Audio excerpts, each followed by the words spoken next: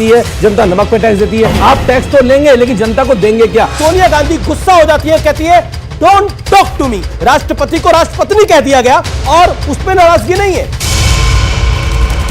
सोनिया गांधी के हाथ में ना तो बम था, ना AK-47 थी, ना कोई चाकू था, ना छुरी थी। भाई सोनिया गांधी के ऊपर इस तरह से टूट के पड़ रहे हैं। ऐसे व्यक्तित्व हैं कि उनकी तरफ अगर किसी ने देख लिया तो कांग्रेसी उसकी आंखें निकाल देंगे। ये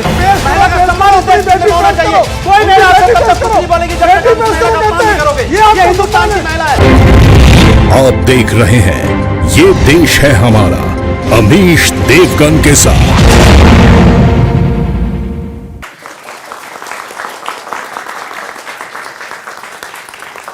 नमस्कार व्यूअर्स, मैं हूं अमीश देवगन और आप देख रहे हैं इस समय देश का सबसे ज्यादा देखे जाने वाला कार्यक्रम। लेकिन आज अगले 50 मिनट के लिए मैं आपको बोलूंगा कि अपना रिमोट अलग रख दीजिए, कुछ भी कर रहे हैं उसको छोड़ दीजिए, क्योंकि आज का यह कार्यक्रम, आज की यह चर्चा, आज का यह विमर्श देश के युवाओं के साथ, जनता जनार्दन के साथ और इस देश की हर एक पॉलिटिकल पार्टी के साथ बेहद आवश्यक है। और वो बेहद आवश्यक क्यों है उसकी बानगी मैं आपको बताऊंगा। क्या मुफ्त की सियासत देश के लिए आफत बनने की तैयारी कर रही है? आप सोच रहे होंगे कि स्मृति ईरानी बनाम सोनिया गांधी और अधीर रंजन चौधरी के विवादित बयान पर मचे सियासी महासंग्राम के बीच हम आज ये मुद्दा क्यों उठा रहे हैं। ये मुद्दा मैं क्यों उठा रहा हूं? यह मुद्दा इसलिए उठाया जा रहा है, समझ लीजिए, क्योंकि यह राष्ट्रहित से जुड़ा है, देश के भविष्य से जुड़ा है, आपके भविष्य से जुड़ा है, आपके बच्चों के भविष्य से जुड़ा है। और मुफ्त वाली सियासत का मामला जब सुप्रीम कोर्ट पहुंचा तो खुद मुख्य न्यायाधीश जस्टिस NV रमन्ना ने कहा कि यह बहुत ही संजीदा मसला है, यह वोटर्स को घूस देने जैसा है। इतना ही नहीं, सुप्रीम कोर्ट ने यहां तक कह दिया कि श्रीलंका में सब कुछ फ्री बांटने के चलते श्रीलंका की दुर्गति हुई है। श्रीलंका में क्या हुआ है मुझे बताने की आपको आवश्यकता नहीं है, लेकिन हमारे देश में दिल्ली से लेकर पंजाब तक, झारखंड से लेकर छत्तीसगढ़ तक, उत्तर प्रदेश से लेकर तमिलनाडु तक, हर जगह मुफ्त वाली सियासत का डंका बज रहा है। कोई बिजली मुफ्त दे रहा है, कोई पानी मुफ्त दे रहा है, कोई चावल मुफ्त दे रहा है। ऐसे में सवाल खड़ा होता है कि मुफ्त के चक्कर में कहीं देश बड़े संकट में ना फंस जाए। आज इसी मुद्दे पर देश के युवा के साथ, देश की जनता के साथ यह संवाद बेहद बेहद आवश्यक है, क्योंकि यह मुद्दे सीधे तौर पर जनता जनार्दन से यानी आपसे जुड़ा है। तो आज इसी पर होगी देश की सबसे बड़ी बहस, क्या मुफ्त की सियासत बनेगी आफत? पूरी दिल्ली के अंदर फ्री वाईफाई, 24 घंटे बिजली। रेवड़ी कल्चर को देश की राजनीति से हटाना है।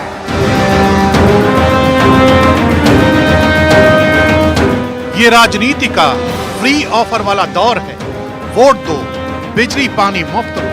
अरविंद केजरीवाल को इस फॉर्मूले से दिल्ली में तो भगवंत मान को पंजाब में सत्ता हासिल भी हो गई, लेकिन फ्री की वोट देश को किस आर्थिक संकट की ओर ले जा सकती है ये कोई नहीं बताता। रेवड़ी कल्चर वाले कभी आपके लिए नए एक्सप्रेसवे नहीं बनाएंगे।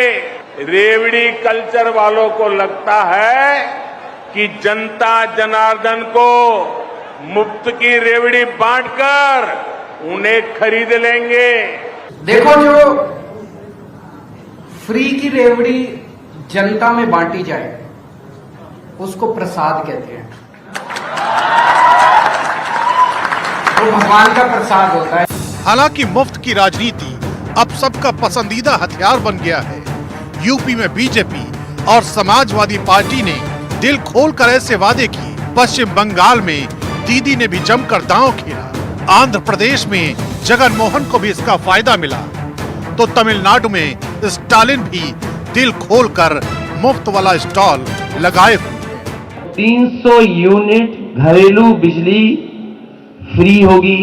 अभी नई सरकार 3 महीने भी नहीं हुए और यकीन नहीं होता, मान साहब ने ऑलरेडी अनाउंस कर दिया 1 जुलाई से पंजाब के लोगों की बिजली फ्री।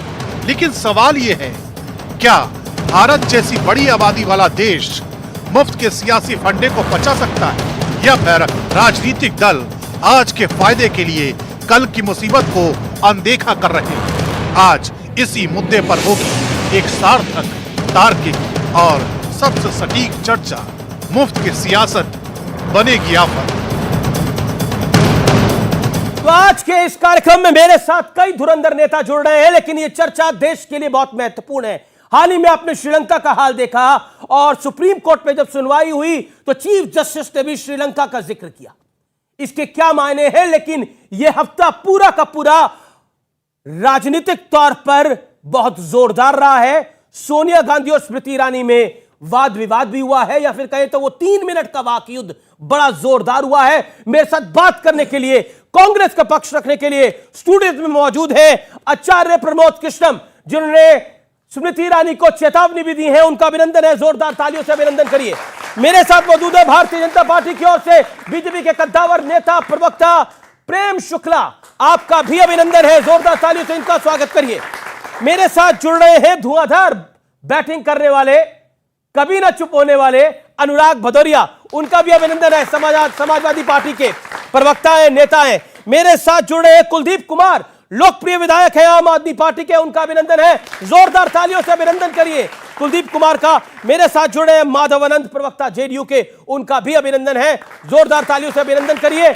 आप तमाम मेहमानों का स्वागत है और जनता आपका भी स्वागत है इस बड़े मुद्दे के ऊपर।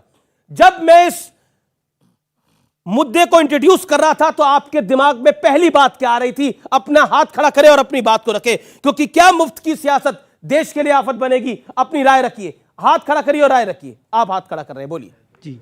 ये मुफ्त की सियासत जो शुरू हुई है उसके लिए मैं ये कहना चाहता हूँ कि आज हमारा देश जो है वो 135 करोड़ प्लस है, और बाकी देशों की तुलना अगर हम चाहें, यहाँ पे फैसिलिटीज़ है स्कूलों की, मेडिकल की, जहाँ तक मेरा मानना है ये सुविधाएं होनी चाहिए।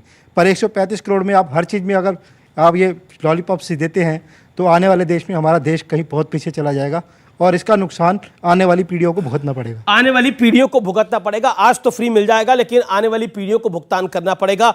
मैं प्रेम शुक्ला इसकी शुरुआत इससे आप ही से करता हूं। प्रधानमंत्री मोदी ने बोला था कि ये जो शॉर्टकट की सियासत है इससे देश में शॉर्ट सर्किट हो सकता है।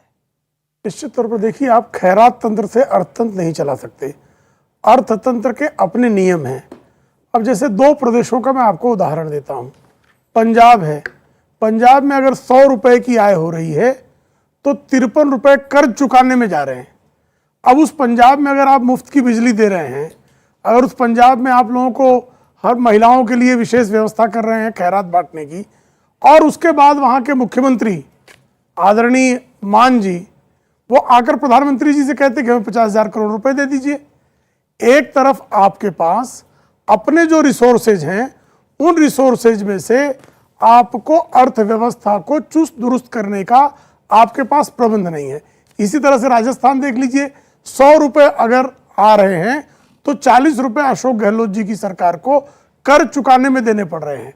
तो ऐसी स्थिति में जहां पर आपकी अर्थव्यवस्था पहले से ही डगमगाई हुई है, कर्ज के बोझ के तले आप दबे हुए हैं, अगर वहां आप खैराती अर्थतंत्र ले आएंगे तो स्वाभाविक तौर पर आशंका पैदा होगी कि क्या आप अपने प्रदेश को श्रीलंका की तरह उसका दिवाला पिटवाना चाहते हैं। ये सब प्रश्न जो है सर्वोच्च न्यायालय के विद्वान न्यायाधीशों के मन में भी आया, और आदरणीय प्रधानमंत्री जी भी, देखिए किसी गरीब आदमी को सशक्त करने का प्रयास करना एक बात और खैरात बांटना दूसरी बात, इन दोनों के अंतर को अच्छी तरह से समझना होगा। नाम लिए वहां शासन आपका है। कुलदीप कुमार जी, क्या आपको लगता है ये फ्री वाली बीमारी आप ही ने लगवाई है देश को? देखिए अमीश भाई, पहली बात तो ये कि मैं दिल्ली से शुरुआत करता हूँ। आप दिल्ली को देखिए, दिल्ली देश की राजधानी है। दिल्ली में आम आदमी पार्टी की सरकार 2015 से है, और 2015 में जब हमारी सरकार दिल्ली बनी थी, हम लोगों से वादे किए थे। अरविंद केजरीवाल ने लोगों से कहा था अगर हमारी सरकार बनेगी हम आपको 200 बिजली मुफ्त देंगे। पर सुप्रीम कोर्ट कह रहा है ये घूस दे जैसा है। सुप्रीम कोर्ट पे भी आऊंगा। उन्होंने हमने कहा पानी मुफ्त देंगे। उसके बाद जब से सरकार बनी हम दिल्ली के लोगों को बिजली और पानी का फायदा दे रहे हैं, लेकिन उसके साथ साथ दिल्ली में जब सरकार बनी थी तो हमारा बजट था 31,000 करोड़ रुपए का, और फ्री देने के बाद भी, लोगों को उनकी सुविधाएं उपलब्ध कराने के बाद भी, फ्री एजुकेशन देने के बाद, फ्री हेल्थ देने के बाद, फ्री हॉस्पिटल दवाइयां देने के बाद भी आज हमारा बजट है 78,000 करोड़ रुपए। यह है दिल्ली की ईमानदार सरकार का काम। अगर कोई भी सरकार ईमानदारी से काम करेगी तो निश्चित रूप से जनता को सहूलियत देगी, और हर सरकार का कर्तव्य बनता है कि वो जनता को सहूलियत दे, क्योंकि जनता माचिस पर टैक्स देती है, जनता आटे पर टैक्स देती है, जनता नमक पर टैक्स देती है। अब तो आटा भी जीएसटी में आ गया, अब तो नमक भी जीएसटी में आ गया, अब तो दूध भी जीएसटी में आ गया। आप टैक्स तो लेंगे लेकिन जनता को देंगे क्या? तो दिल्ली की सरकार ने ईमानदार तरीके से लोगों को हेल्थ भी दिया। जिनको आप फ्री की बिजली दे रहे हैं वो टैक्स नहीं दे रहे, आप tax payer middle class tax middle class से ले रहे हैं और दे कहीं और रहे हैं। भाई वो लोग भी टैक्स देते हैं, वो लोग माचिस पर टैक्स देते हैं, वो लोग नमक पर टैक्स देते हैं, आटे पर टैक्स देते हैं। मैं प्रेम शुक्ला के पास बाद में जाऊंगा, लेकिन आचार्य में बहुत कुछ। अगर मुफ्त की सियासत का कोई सबसे बड़ा भुक्तभोगी है तो वो आप हैं। आपको अपनी दो सरकारें गंवानी पड़ी हैं इस वजह से। देखिए अमीश देवगन, एक तो ये विषय बहुत ही गंभीर है और संवेदनशील है। ये राजनीति का जो विषय है वो राज्यों में और केंद्र में विभाजन उसका किया जा सकता है। जैसे आदरणीय प्रेम शुक्ला जी ने पंजाब का नाम लिया, दिल्ली का नाम लिया, क्योंकि वहाँ उनकी सरकारें नहीं हैं। इसको थोड़ा सा व्यापक दृष्टिकोण से देखना चाहिए, क्योंकि भारत के अंदर दो तरह के तबके हैं, दो तरह के लोग हैं। एक वो हैं जो टैक्स नहीं दे पाते हैं या जो टैक्स नहीं देते हैं, एक वो हैं जो टैक्स देते हैं। एक तीसरा भी तबका है जो बहुत ही ज़्यादा है किसानों का। किसान बहुत मेहनत करके, मशक्क़त करके, परिश्रम करके फसलों को उगाता है, वो टैक्स नहीं लगता है, लेकिन वो इस देश के निर्माण में बहुत बड़ी भूमिका किसानों की है। और मैं समझता हूँ जितने बच्चे बैठे हैं कहीं ना कहीं से इनका रिश्ता भी उस एग्रीकल्चर से, गाँव से होगा। अब 3 पॉइंट हो गए। ये जो फ्री का सामान देना है, फ्री का राशन देना है, ये किसी को बुरा नहीं लगता है, लेकिन इसमें ना मनुष्य को जो फ्री का भोजन लेता है, फ्री का वो ग्रहण करता है, तो उसके अंदर से जना उसके स्वाभिमान को ठेस लगती है। कोई भी नहीं चाहता कि फ्री का भोजन उसको दिया जाए। मैं अपील करना चाहता हूं कि जो अब तक हुआ इस देश में थोड़ा सा, क्योंकि जब से नरेंद्र मोदी जी आए हैं तो बीजेपी और इनके तमाम सपोर्टिंग ऑर्गेनाइजेशन ये कह रहे हैं कि हम नया भारत बनाएंगे। तो कम से कम इस नए भारत में जो लोग टैक्स देते हैं उन्हें एजुकेशन फ्री होनी चाहिए, उनका स्वास्थ्य फ्री होना चाहिए, और शिक्षा और स्वास्थ्य। ये फ्री वाला काम बंद करिए। क्यों नहीं होना चाहिए? क्यों नहीं होना चाहिए? आखिर सरकार का कर्तव्य क्या है? सुरक्षा, स्वास्थ्य। पर श्रीलंका का हाल देखिए आप। नहीं, श्रीलंका और भारत की तुलना नहीं की जा सकती है। भारत श्रीलंका ना कभी हो सकता है और ना कभी होगा। माफ करना, भारत को श्रीलंका से किसी भी ऐसे देश से आप ही के नेताओं ने कंपेयर करा, कई विपक्ष के नेताओं ने कंपेयर किया। क्या कहता अमीश देवगन? मेरा निवेदन सुनिए। मैं ये चाहता हूं कि भारत के अंदर शिक्षा, स्वास्थ्य और सुरक्षा ये भारत सरकार की जिम्मेदारी बननी चाहिए। भारत की भूमि पर कोई भी पैदा होता जो बच्चा, चाहे वो लड़की है, लड़का है, चाहे वो अमीर के घर पैदा हुआ है, गरीब के घर, उसे स्वास्थ्य, शिक्षा और सुरक्षा देना हमारा कर्तव्य बनता है और हम ऐसी व्यवस्था करें। आपको लगता है ये फ्री की पॉलिटिक्स देश को खराब कर रही है? देखिए ये राहत है कि आफत है? नहीं, ये शब्द ही गलत है। हिंदुस्तान में तरह तरह के लोग हैं, विभिन्न जातियों के, विभिन्न धर्मों के, और हिंदुस्तान के सुदूर दूर गांव में बहुत गरीब परेशान लोग रहते हैं जिनके पास ये सुविधाएं नहीं हैं। उनको भी ये राइट है कि उनकी एजुकेशन हो, उनका स्वास्थ्य का ध्यान रखा जाए, उनकी व्यवस्थाएं की जाएं जो उनको मूलभूत जरूरत है। सरकार क्यों चुनी जाती है? जब सरकार आती है क्यों आती है? फिर सरकार की जरूरत ही नहीं है। देश में सरकार क्यों होती है? देश में सरकार इसलिए होती है कि हमें देशवासियों का ख्याल रखना है हर तरीके से। अगर आपके पास क्या आपको लगता है ये जो फ्री बिजली पानी मिलता है ये ऐसे मिलना चाहिए? लोगों को जरूरत है जिनके पास संसाधन नहीं है और जो अपने बच्चे को पढ़ाना चाहते हैं। आप क्या चाहते हैं? जो बच्चा पढ़ने में तेज है, उसके पास पैसा नहीं है, तो क्या सरकार को उसको फ्री में एजुकेशन नहीं देनी चाहिए? आपको क्या लगता है जो बच्चा जिसके घर में पैसा नहीं है बिजली कनेक्शन लेने का, तो क्या उसको फ्री बिजली नहीं देनी चाहिए? अगर उसको फ्री बिजली नहीं देगा तो उसके घर में बत्ती नहीं जलेगी तो उसका बच्चा पढ़ेगा कैसे? फिर कैसे आगे बढ़ पाएगा? जो आगे लोग बैठे हुए पहले से उनसे कंपटीशन कैसे कर पाएगा? अगर उसको भोजन की 2 वक्त की व्यवस्था नहीं पड़ पाएगी, उसको लैपटॉप अगर फ्री में नहीं मिलेगा जो समाजवादी ने दिया था फ्री में, उस बच्चे को अगर लैपटॉप नहीं मिलेगा तो पूरी दुनिया से कैसे जुड़ पाएगी? वो बच्चा कैसे जुड़ पाएगा? वो तो फिर दिल्ली में जो लखनऊ बॉम्बे में रह रहे हैं बड़े बड़े लोग आगे बढ़ जाएंगे, वो गांव का बच्चा वहीं का वहीं रह जाएगा। ठीक है, गांव के बच्चे को आगे बढ़ाने के लिए आपने क्योंकि उसकी गलती यह है कि उस बेटी की गलती है कि गरीब परिवार में पैदा हो गई है, इसलिए उसको कुछ नहीं मिलना चाहिए। ये गलत है। ये एक अच्छा पॉइंट है कि गरीब को आगे बढ़ाने के लिए तो ये सब कुछ जरूरी है, लेकिन गरीब के नाम पर पूरी डाइप को एक ही रंग में रंगा जा सकता है? सवाल मेरा ये है। अमीश जी, देखिए बहुत गंभीर और विचारणीय प्रश्न है, मैं इस बात से सहमत हूं। लेकिन कोई भी पॉलिटिकल पार्टी जो गंभीर पॉलिटिकल पार्टी है, जो कहीं ना कहीं सत्ता में जो है सो बनी रहती है हमेशा, अगर वो कुछ अगर इस तरह के वादे करते हैं तो सोच समझ के वादा किया जाता है। जैसे मैं अपनी सरकार की बात कर रहा हूँ, हम लोग भी साइकिल वितरण जो है लड़कियों के लिए करते हैं बिहार में, लेकिन उसका फायदा सरकार को और बच्चों को जैसो मिला है। आज हम लोग महिला सशक्तिकरण की बात करते हैं, हम लोग कहते हैं कि जनसंख्या कंट्रोल करना चाहिए, जनसंख्या पे कानून बनना चाहिए। महिलाएं जितना एजुकेटेड होगी तो स्वाभाविक है आपको कानून बनाने की आवश्यकता नहीं पड़ेगी। अगर मुझे वहां साइकिल बांटने की आवश्यकता पड़ी, अगर लड़कियां स्कूल में जा रही हैं, लड़कियां ज्यादा अच्छे ढंग से पढ़ रही हैं, रिजल्ट उसका ज्यादा अच्छा रहा है, तो वहां साइकिल बांटने में कोई बुराई नहीं है। लेकिन अगर उसको एक तरह से मैं ये बना दूं कि नहीं कि सब कुछ फ्री हो जाए, यह भी उचित नहीं। तो चेक एंड बैलेंस की बनाने की आवश्यकता है। चेक और बैलेंस बनाना बहुत जरूरी है। मैं जनता जनार्दन के पास आता हूं, वो कुछ सवाल पूछना चाहती है इस विषय के ऊपर, अपना हाथ खड़ा करें। आपका सवाल है, बोलिए।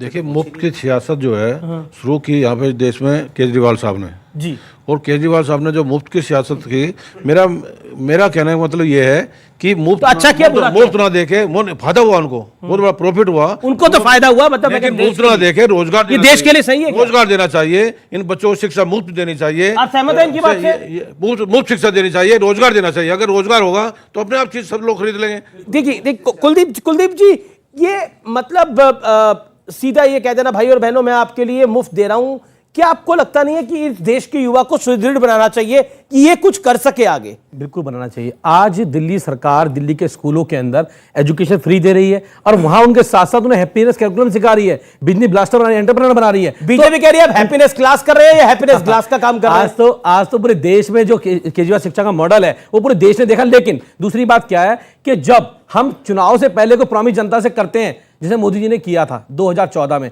लोगों से कहा था 15-15 लाख अकाउंट में दूंगा, नहीं दिए। लोगों से कहा था 2 करोड़ रोजगार दूंगा, नहीं दिया। कहा था 100 स्मार्ट सिटी बनाऊंगा, नहीं बनाई। तो ये होता है, आपने प्रॉमिस किया लेकिन जनता पूरा नहीं किया। अगर ईमानदार सरकार है तो प्रॉमिस कीजिए और उसको पूरा कीजिए। ये हैप्पीनेस क्लास की बात कह रहे हैं, हम हैप्पीनेस बांट रहे हैं।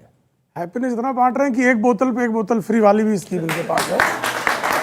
मुद्दे की बात ये है, देखिए नहीं आराम मैं आपके बीच में ये झूठापन मैं फिर बताया। अरे कौन सी बोतल समझ ली आपने? कौन सी बोतल समझ ली आपने? कौन सी बोतल समझ ली? नहीं, मैं अगर आंकड़ों की बात करूंगा, अगर मैं तो इनके नहीं, एक सेकंड, प्रेम शुक्ला जी को ये क्लैरिफाई करना चाहिए कि कौन सी बोतल की बात कर रहे हैं। अब आप बताइए बोतल कौन सी? ये परेशान हो गए। देखिए, अरे बोतल से वो एक ही बोतल समझ रहे हैं, समझ जाइए आप। अच्छा, मुद्दे की बात जो फ्री कर रही है उसी के बारे में सोच रहे हैं। मुद्दे की बात है, लोगों को सशक्त जैसे गुजरात के अंदर नहीं, जो गुजरात के अंदर बोल मर गए 74 लोग, उसके ऊपर बात देखिए उसके बारे में बताइए ना। देखिए मैं फिर आ रहा हूं। देखिए वो जो पूरा मामला है, अब उसमें दिल्ली पुलिस ने भी एक केस फाइल कर दिया है, वो पूरा मामला बढ़ गया आगे। जी अमीश भाई, 74 लोगों की मौत हो गई, जवान नहीं खोली बीजेपी की। काफी महत्वपूर्ण मुद्दा है, चर्चा हुई है। एक सेकंड, जहरीली शराब पीने 74 लोगों की मौत हो गई। शुक्ला जी, 74 लोग जहरीली शराब पीने से मर गए, उनके ऊपर कौन बात करेगा? एक सेकंड, पहले प्रेम शुक्ला अपनी बात को रख ले।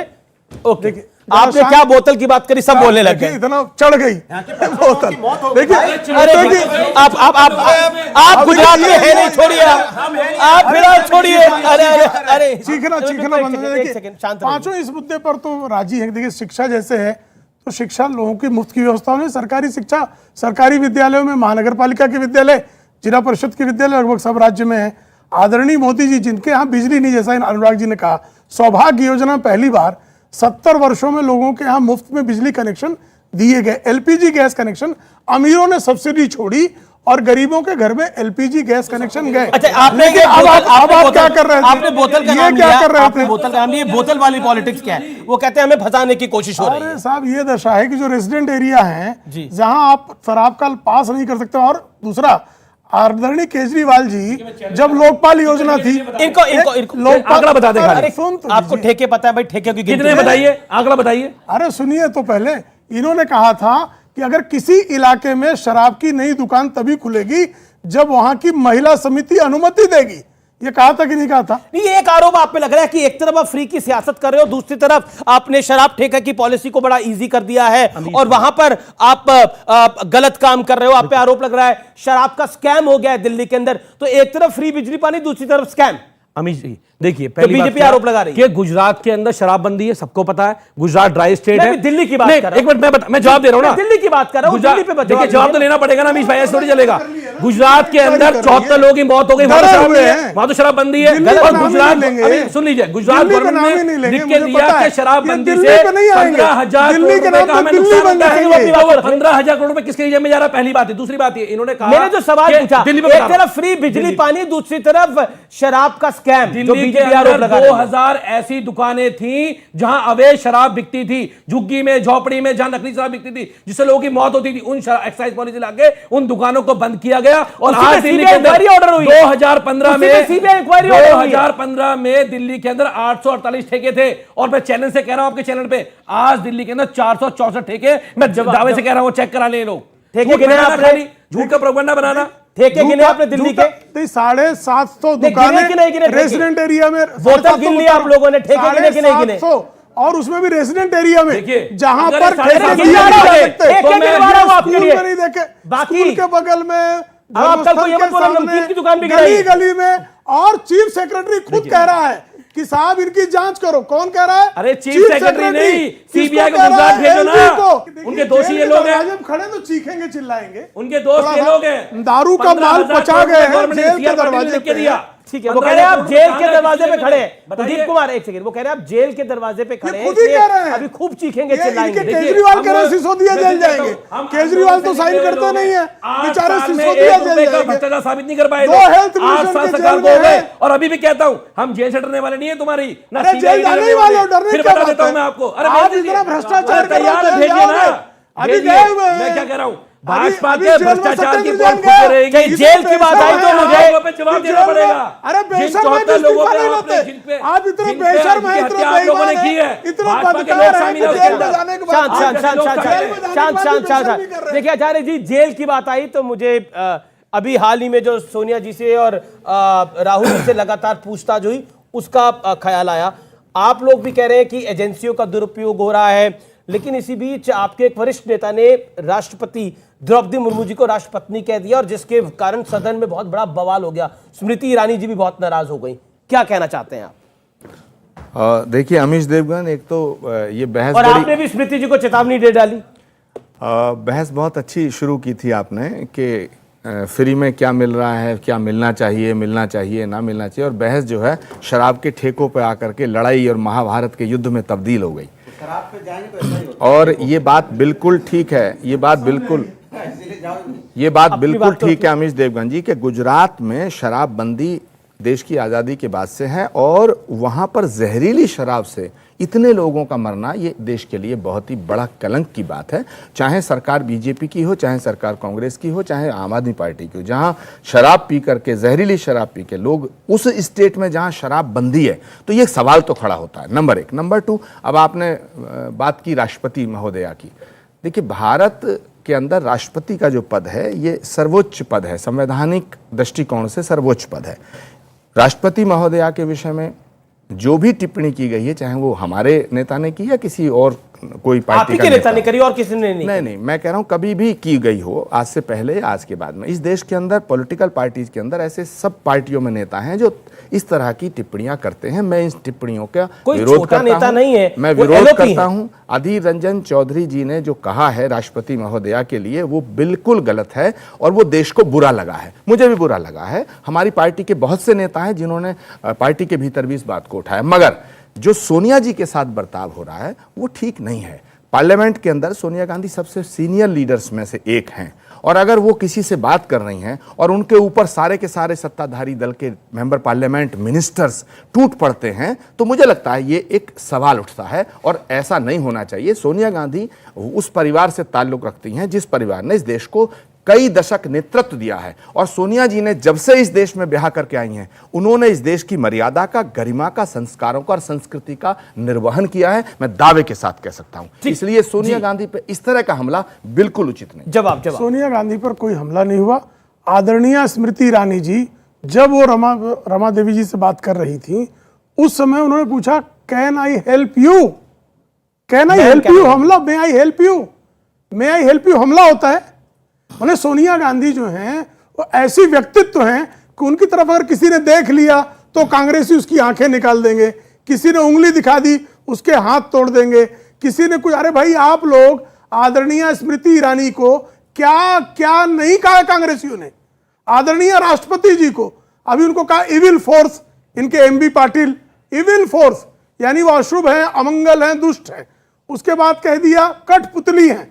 उसके बाद जिसको पता, पहला शब्द कहता राष्ट्रपति, दूसरा शब्द कहता राष्ट्रपत्नी।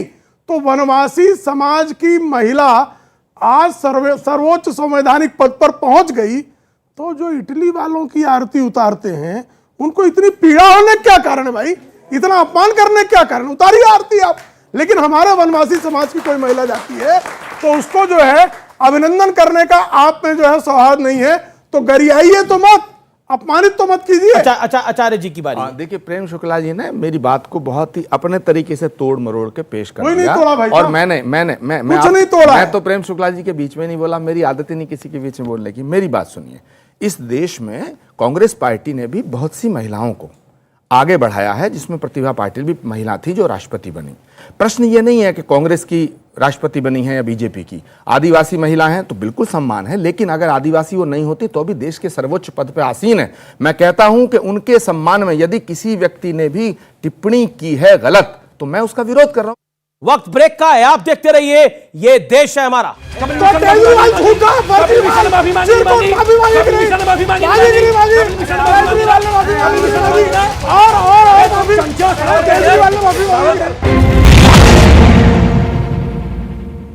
Welcome back. आप देख रहे हैं वीकेंड का सबसे भरोसेमंद कार्यक्रम ये देश है हमारा, जनता जनार्दन के बीच से। मैं आपको सदन का वो दृश्य दिखा सकता हूं, स्मृति ईरानी कह रही है कि माफी मांगनी चाहिए, और सदन में उस समय राहुल गांधी मौजूद नहीं थे, सोनिया जी मौजूद थी। नहीं, आपको ये पॉइंट सुनना पड़ेगा, सोनिया जी मौजूद थी। अगर नरेंद्र मोदी मौजूद होते हैं तो नरेंद्र मोदी से बोला जाता है कि आप किसी बात पे बोलिए या आप इंटरफेयर करिए, ये नरेंद्र मोदी का प्रोरोगेटिव है, देश के प्रधानमंत्री है, वो उस विषय पे बोले ना बोले। लेकिन सरकार की तरफ से कहा जा रहा था कि सोनिया गांधी को माफी मांगनी चाहिए और इस विषय पर बोलना चाहिए, लेकिन उस पर नाराज हो गई सोनिया जी। जो जानकारी है वो रमा देवी के पास जाती है, रमा देवी के पास जाती है, मेरा नाम क्यों ले रहे हैं लोग। तब वहां पर स्मृति ईरानी आती है, वो कहती है madam can I help you, और सोनिया गांधी, ऐसा जानकारी मिल रही है कि सोनिया गांधी गुस्सा हो जाती है, कहती है डोंट टॉक टू मी। तो मैं ये जानना चाह रहा हूं, और आपने ट्वीट करा स्मृति ईरानी को चेतावनी देते हुए कि इतना घमंड अच्छा नहीं है स्मृति ईरानी, सोनिया गांधी देश की बहू है। मुझे ये बताइए, अगर सोनिया गांधी जी से पूछ लिया गया कि क्या आपकी मैं मदद कर सकती हूं, और कांग्रेस के प्रवक्ता ने मेरे कार्यक्रम में बोला क्योंकि सोनिया गांधी जी के आगे जी नहीं लगाया था इसलिए नाराजगी थी, आप मुझे बताइए, राष्ट्रपति को राष्ट्रपत्नी कह दिया गया और उसमें नाराजगी नहीं है। देखिए, एक तो अधीर रंजन चौधरी जी ने जो कहा उसके लिए वो माफी मांग चुके हैं, और उन्होंने कह दिया, उन्होंने ये कहा है कि मुझसे ये चूक हुई है, लेकिन मैं राष्ट्रपति महोदया से मिलकर भी माफी मांगूंगा। वो विषय खत्म हो जाता है, नंबर एक। नंबर दो, पहली बार ऐसा देखने को मिल रहा है कि भारत की संसद में जो कैबिनेट मिनिस्टर्स हैं वो इस तरह से आपक हो रहे हैं। और फिर सोनिया गांधी के हाथ में ना तो बम था, ना AK-47 थी, ना कोई चाकू था, ना छुरी थी। भाई सोनिया गांधी के ऊपर इस तरह जो टूट के पड़ रहे हैं सब लोग, पहली बार ऐसा देखने को मिल रहा है। विपक्ष, सुनिए अमीश देवगन, विपक्ष हंगामा करता है, विपक्ष अपनी बात को मनवाने के लिए संसद के अंदर अक्सर देखा जाता है कि हंगामा करता है। ये पहली ऐसी सरकार है कि इसके कैबिनेट मिनिस्टर कह रहे हैं संसद नहीं चलने देंगे, इसके कैबिनेट मिनिस्टर कह रहे हैं कि साहब सोनिया गांधी माफी मांगे। भाई सोनिया गांधी ने गुनाह क्या किया जो सोनिया गांधी माफी मांगे? अगर सोनिया गांधी का ये कहना कि डोंट टॉक टू मी ये गुनाह है तो फिर तो भाई ठीक है, फिर तो आप जो कहें वो ठीक है, लेकिन सोनिया गांधी का गुनाह तो बताओ। बीजेपी का आरोप है कि सोनिया गांधी ने कोई अधीर रंजन चौधरी पे एक्शन नहीं लिया। ओके, इनकी दृष्टि में मैं आई हेल्प यू कहना अपराध है और राष्ट्रपति कहना ये पुण्य कर्म है, बहुत बड़ा पुण्य कर्म है। भाई आप मुझे कृपा करके बताएं, हमारा एक वार्ड स्तर का नेता कुछ कहता है तो ये सब कहते हैं नरेंद्र मोदी जी माफी मांगो। इनका संसद में, लोकसभा में गुट नेता पहले कहता है राष्ट्रपति, फिर कहता है राष्ट्रपति, रिपोर्टर टोकता है कि आप गलत बोल रहे हैं, फिर भी वो राष्ट्रपति कहता है, उसके बाद माफी खुद ये बहुत लोग दुखी हैं, ये लोग खुद बहुत दुखी हैं उनसे, मैं आपको बता दुखी है तो कार्रवाई कर दे कार्रवाई, किसने रोका? आचार्य जी भी मुस्कुरा रहे हैं, रहा है। नहीं, ये अमीश- दुख जो है इनका अमीश अंदर ही देवगन क्यों जी- रह जाता है? नहीं, नहीं, अमीश ये दे- समझ के बाहर है। अमीश देवगन कार्रवाई जी- कर नहीं, देना पर दूसरा आपने कर नहीं, लेकिन आचार्य जी ने स्मृति जी को चेतावनी दी, वो चेतावनी स्मृति आपने जी क्यों- चेतावनी दे रहे, अधीर रंजन को नहीं दे रहे।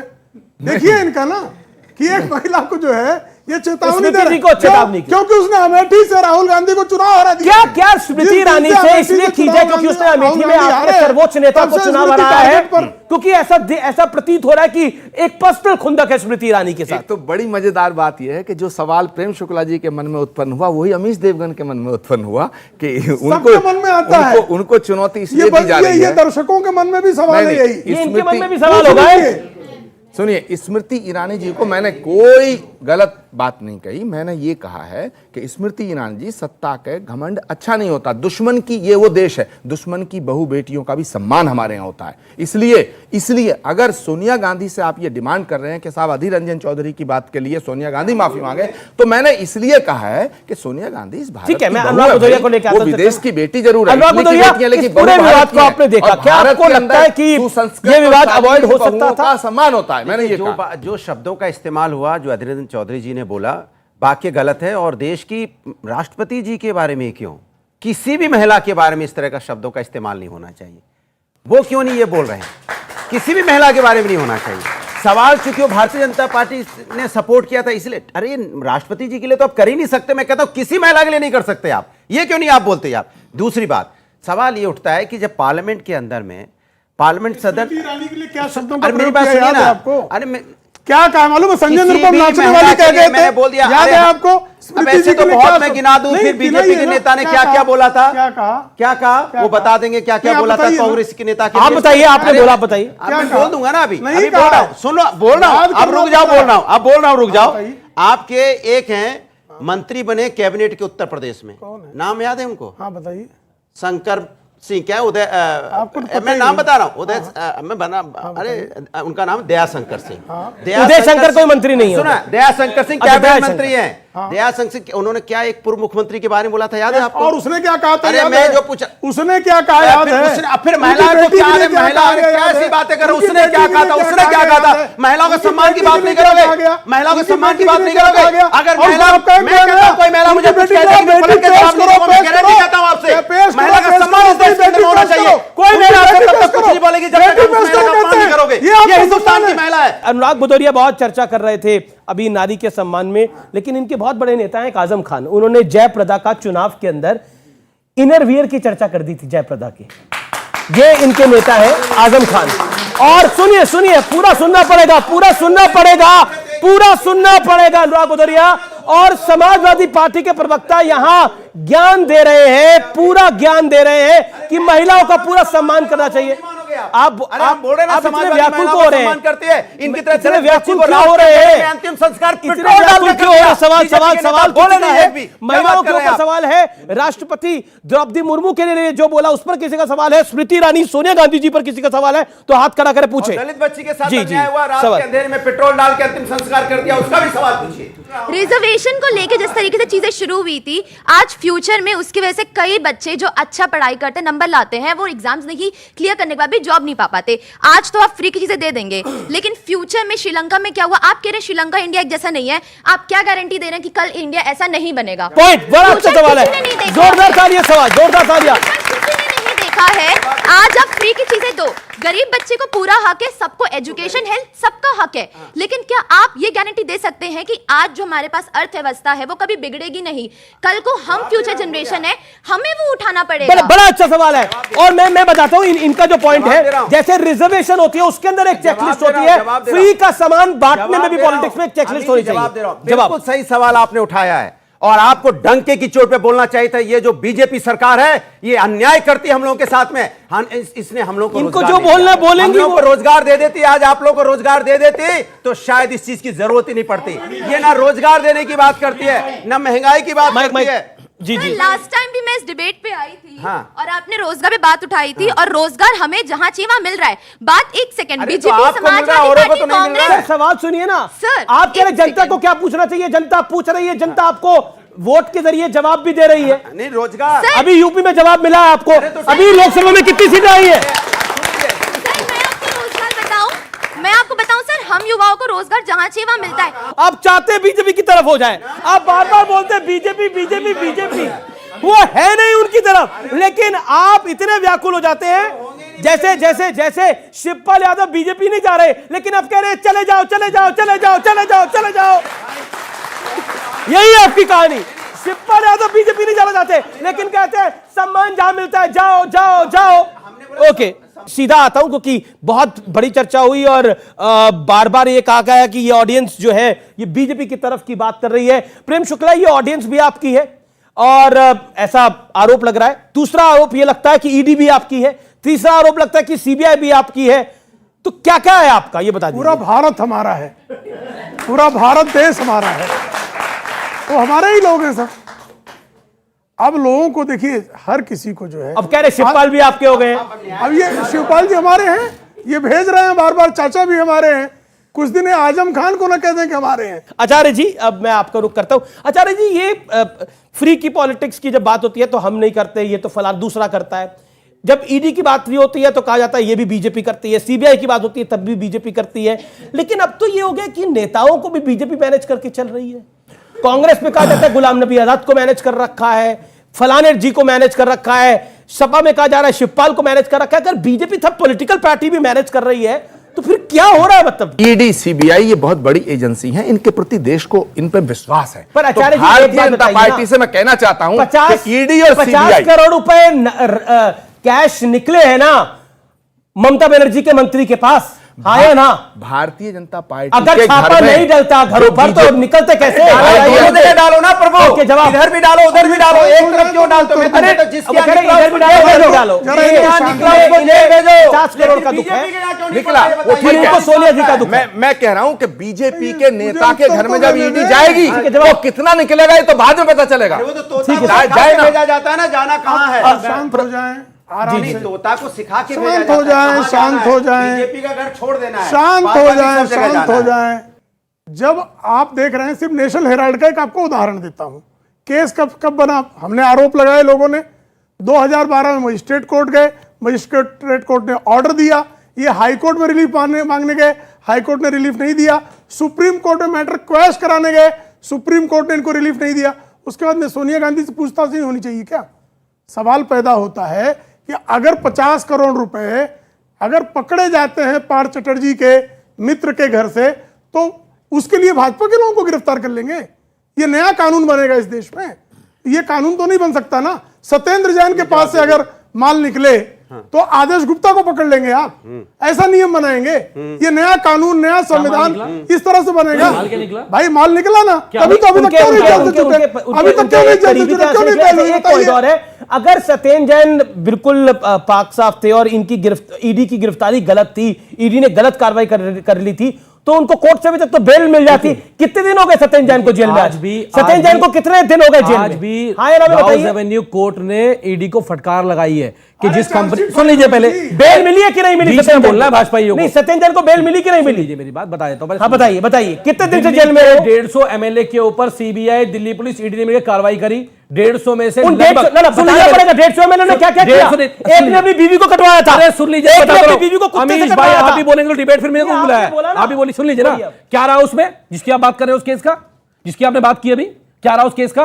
कोर्ट ने फटकार लगाई, दिल्ली पुलिस चार्जशीट फाइल नहीं कर पाई, पहली बात। दूसरी बात, 400 फाइल लेके गई सीबीआई संगुल कमेटी की, क्या हुआ उनका? कुछ नहीं मिला सीबीआई को। मुख्यमंत्री घर पे रेड करी सीबीआई ने, क्या मिला? एक दो मफलर फालतू मिले होंगे, इससे कुछ नहीं मिला इनको। दिल्ली के उप मुख्यमंत्री क्या रेड करी, क्या मिला? कुछ नहीं मिला। तो ये जो पूरी मानसिकता है ना, अगर सत्येंद्र जैन जी हिमाचल के प्रभारी है, गुजरात में आम आदमी पार्टी आगे बढ़ रही है, देश में आम आदमी पार्टी का स्तर बढ़ रहा है, तो आम आदमी पार्टी को रोको, कैसे भी रोको। आज यह बात स्पष्ट है कि अगर भारतीय जनता पार्टी को और मोदी जी को डर लगता है ना, तो उसका नाम अरविंद केजरीवाल जी है, आम आदमी पार्टी इनको। हाँ बिल्कुल, मोदी जी के लिए, मोदी जी के लिए तो बिल्कुल भूत है। मोदी के साथ को आते हैं अरविंद केजरीवाल और डर लग जाता है कि यार तो और फैल रहा है। अब तो गुजरात में चले गए, अब तो पंजाब में आ गए, पंजाब के बाद तो ये लोग बौखला गए बेचारे। तो इसलिए बोल रहा हूं, आपकी ईडी, आपकी सीबीआई भ्रष्ट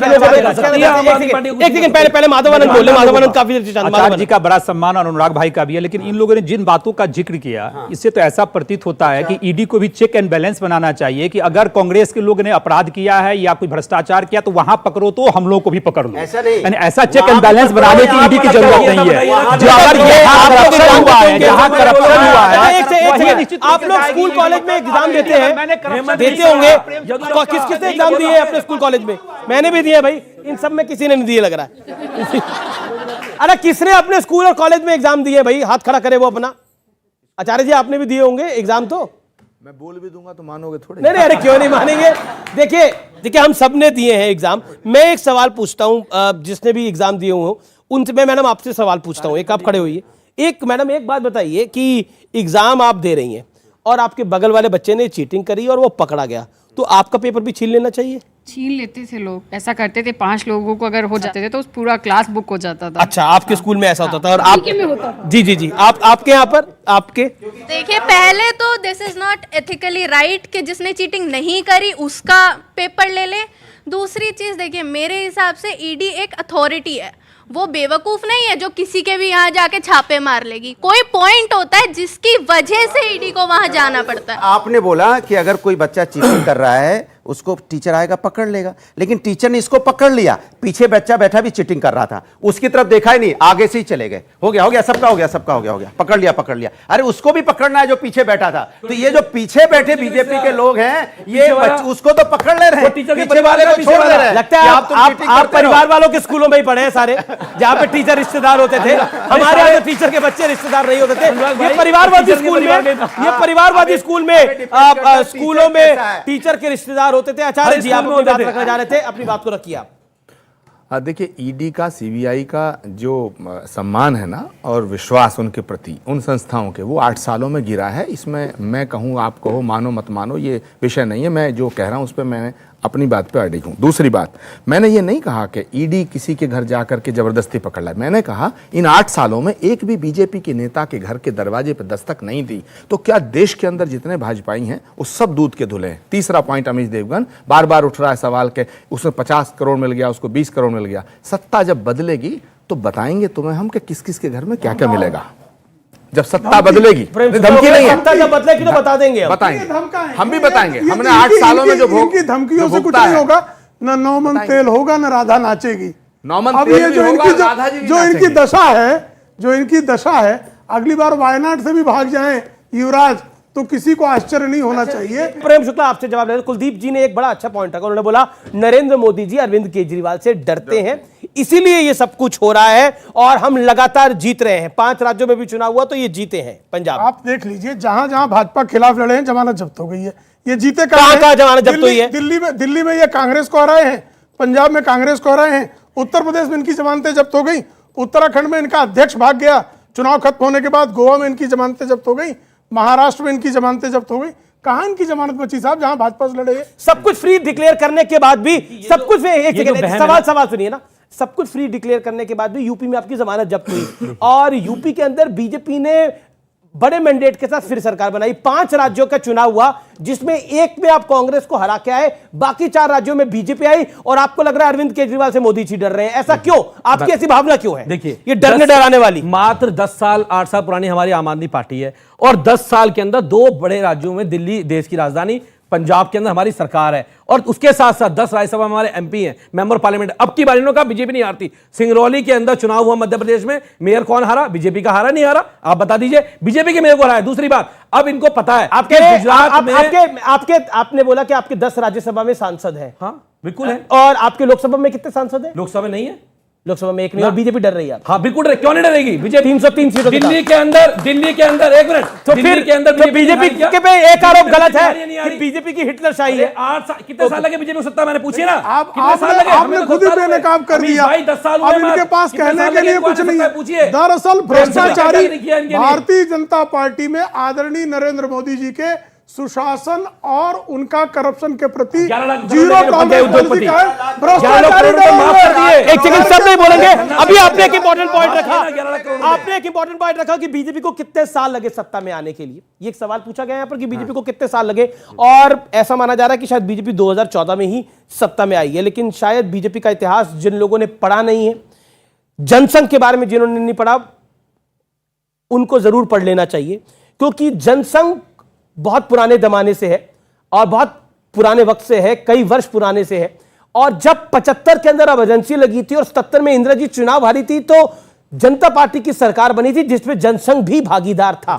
यानी एक सेकंड, यानी बीजेपी की जो विचारधारा है, बीजेपी की जो विचारधारा की जननी है राष्ट्रीय स्वयंसेवक संघ और जनसंघ, वो काफी पुरानी है, इसलिए और वो कई बार सरकारों में रही, इसलिए there is a difference between Aam Aadmi party and Bharatiya Janata party. जो देश का 11 लाख करोड़ रुपए माफ किया गया उद्योगपति का, वो फ्री बीज था, रेवड़िया था, अनुदान था, वो क्या था जो मोदी ने मित्रों को माफ किया? और जो महल चौकसी, नीरव मोदी, ये सब लेके भाग गए पैसा देश का, वो किसका पैसा था भाई? वो जनता का पैसा नहीं था क्या? देश का पैसा नहीं था वो? किसी उद्योगपति का पैसा माफ नहीं हुआ, झूठ है, और ये फिर माफी मांगेंगे, क्योंकि माफी मांगना इनका जो है, केजरीवाल जो है रोज झूठ बोलता है, रोज माफी मांगता है, केजरीवाल रोज झूठ बोलता है। जेटली जी से माफी मांगी कि नहीं मांगी? जेटली ने माफी मांगी कि नहीं मांगी? जेटली ने चढ़ के क्या बात कर रहा है? जेटली से माफी मांगी कि नहीं? तो केजरीवाल झूठा फर्जीवाल, माफी मांगी कि नहीं? केजरीवाल ने माफी मांगी कि नहीं मांगी? और माफी, केजरीवाल ने माफी मांगी। अरे नितिन गडकरी झूठ है, चिरकुट तुम हो, माफीवीर तुम हो, तुमने अंग्रेजों को लिख के माफी मांगी, तुमने अंग्रेजों को लिख के माफी मांगी, 52 तिरंगा कराया तुमने, देशद्रोही लोग हो तुम। ये देखो तुम्हारे कारनामे दिखा देता हूँ, तुम्हारे कारनामे देख लो, ये दिखा देता हूँ अभी। अरे तुम्हारे कारनामे देखो, सवाल कुछ आखिरी सवाल, 2 सवाल है आखिरी। जी सवाल क्या है? एक सेकंड, सवाल आ रहा है। मेरा सवाल आप सभी से है। आप सभी कहते हैं, खास करके शुक्ला सर, आप कहते हैं कि मुफ्त की रेवड़ी वाली बात। जब आप जनता के बीच में चुनाव के वक्त जाते हैं तो आप सब अपने मैनिफेस्टो में एक बार ध्यान से देख लिया करिए कि वो बात तो नहीं है कि जो देश को श्रीलंका बना दे। आप उसी वक्त सोचा करिए कि आप कौन कौन से वादे कर रहे हैं। आप जनता को लुभा करके उस माता को, उस नौजवान को आप नौकरी का झांसा देते हैं। आप सब कुछ कहते हैं कि सब देंगे शुक्ला सर, लेकिन ये सत्य बात है कि आप नौकरी देने में असमर्थ रहे हैं, आप शिक्षा देने में असमर्थ रहे हैं, आप सुरक्षा देने में असमर्थ रहे हैं। शुक्ला सर, इस बात को स्वीकार कर लीजिए। आप जब भी जनता के बीच में जाते हैं, आप मैनिफेस्टो देखा करिए कि आपने टैबलेट, लैपटॉप, स्कूटी, फीस, सुरक्षा, आप जो भी मुफ्त में देते हैं, उस वक्त आपको रेवड़ी याद नहीं आती। आप असली में भारतीय जनता पार्टी देश को श्रीलंका की तरफ झोंक रही है, यह बात सत्य है। सबसे अधिक रोजगार दिया, सबसे अधिक ईपीएफओ में जो सबसे प्रामाणिक आंकड़ा होता है, सबसे अधिक ईपीएफओ में रजिस्ट्रेशन भारतीय जनता पार्टी में मोदी जी के सबसे बेहतर कामकाज विकास। आखिरी दौर देखिए, मुझे यही समाप्त करना पड़ेगा, मुझे लगता है चर्चा, लेकिन मैं 10-10 सेकंड का एक कमेंट चाहता हूं। क्या आपको 10-10 सेकंड के अंदर, हाँ या ना के अंदर, क्या आपको लगता है कि भारत के अंदर एक चेकलिस्ट अब जरूरी है फ्री बीज पे? निश्चित रूप से मैं आपके बात से यस होना चाहिए। भारत में एक चेकलिस्ट जरूरी है फ्री बीज पर, जो फ्री की पॉलिटिक्स है, यस और नो? 22 करोड़ लोगों यस और नो? आपके पास जवाब नहीं है। फ्री बीज की पर चेकलिस्ट जरूरी है, यस और नो? होना ही चाहिए। फ्री बीज पर क्या आपको लगता है एक बड़ी चेकलिस्ट बनाने की जरूरत है भारत के अंदर? वक्त आ गया है, यस और नो? देखिए, आटा, चावल, नमक फ्री में देने के बजाय पेट्रोल और डीजल फ्री में देना चाहिए। अच्छा, मतलब आप कह रहे पेट्रोल और डीजल देना चाहिए। ईमानदारी सरकार चला के जनता को सहूलियत दो, सरकार का यही काम है। बहुत बहुत शुक्रिया। वो कहते हैं कि ईमानदारी से सरकार चलाओ और जनता को सहूलियत दो, सरकार का यह काम है। लेकिन सहूलियत के नाम पर क्या अर्थव्यवस्था में उजाला डाल देना चाहिए? इस सवाल के साथ मैं जनता जनार्दन आपको छोड़ देता हूं।